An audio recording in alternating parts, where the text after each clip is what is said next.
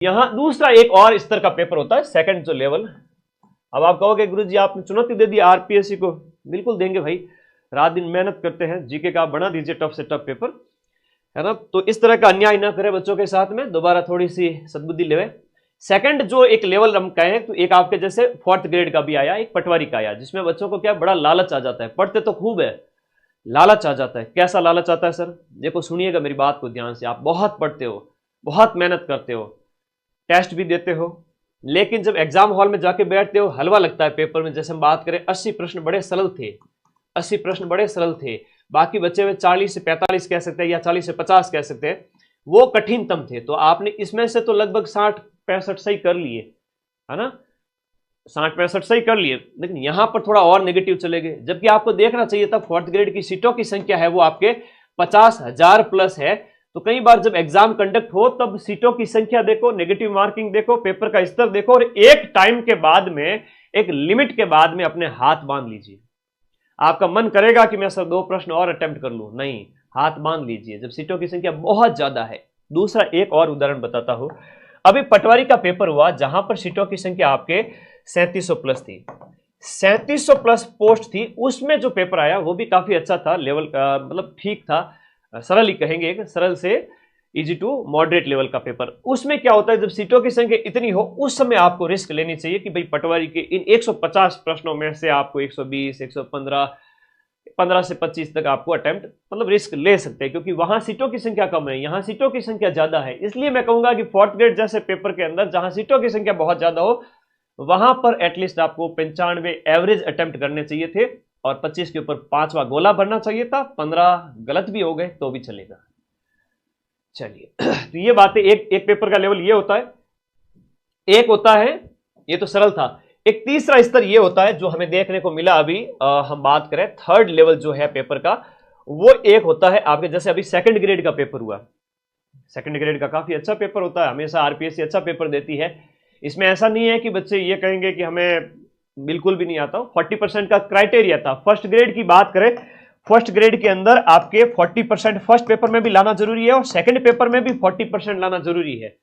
तो अभ्यर्थी के सामने जब पेपर आया तब वो ये सोचने लगे कि भाई ऐसा नहीं है कि उन्हें आता नहीं था, खूब मेहनत की इन लोगों ने, बहुत मेहनत की है, बहुत मेहनती बच्चे हैं। राजस्थान के जो बच्चों की बात करें बहुत मेहनती है ना। लेकिन वो 40% के क्राइटेरिया की वजह से भी ज्यादातर तो फेल उसी वजह से हुए, वरना मिनिमम कट ऑफ 30%, 25% भी चली जाती।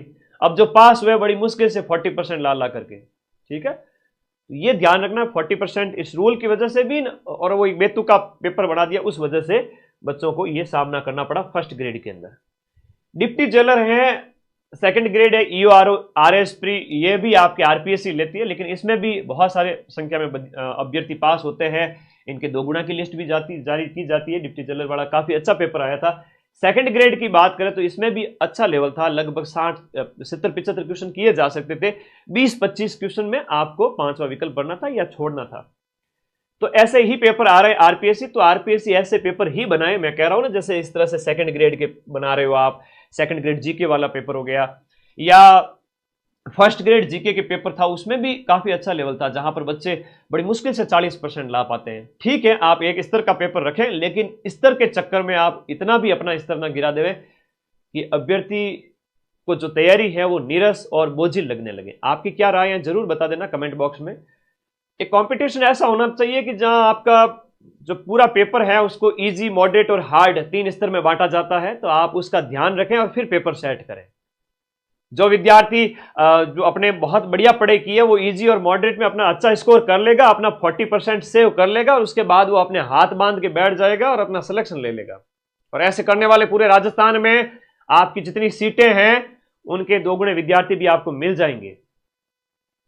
तो ये एक बात थी जो मुझे आप लोगों के साथ शेयर करनी थी, साझा करनी थी। बहुत जरूरी है बताना, आप पढ़ाई खूब करते हो, लेकिन वर्तमान में स्टडी के साथ साथ में आप जो अध्ययन कर रहे हो उसके साथ साथ में पेपर के लेवल कैसे आ रहे हैं, पेपर कैसे अटेम्प्ट करने हैं, इनमें बहुत सारी चीजें होती है। जैसे मान लो, एक तो होती है नंबर ऑफ सीट, कि सीटों की संख्या कितनी है।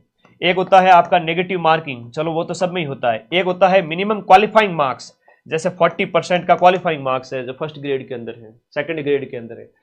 वहां पर अभ्यर्थियों को हाथ बांध कर बैठना पड़ता है, और अगर हाथ नहीं बांध के बैठे तो वो 40% भी नहीं आए उनके, और वो नेगेटिव में चले जाते हैं। और बहुत सारे ऐसे अभ्यर्थी जिनका सब्जेक्ट बहुत बढ़िया होता है, लेकिन जीके की वजह से, जीके में उनका कई बार होता है कि स्कोर अच्छा नहीं हो या 40% क्राइटेरिया पूरा नहीं हो, तो वो बाहर हो जाते हैं। तो ये भी है, लेकिन सब्जेक्ट कितना स्ट्रांग करें। आप तो 1000 परिभाषाओं में से कोरा वही वो चीजें देते जा रहे हो जो कभी पूछी ना जाती हो, कोने से उठा के कोई भी कुछ कुछ पूछ लिया गया। आप खुद इस पेपर को देने बैठो, आपके यहाँ 6 तो पास हुए ना, आप एक भी पास ना होंगे। ठीक है, तो ये चर्चा करना बहुत जरूरी है।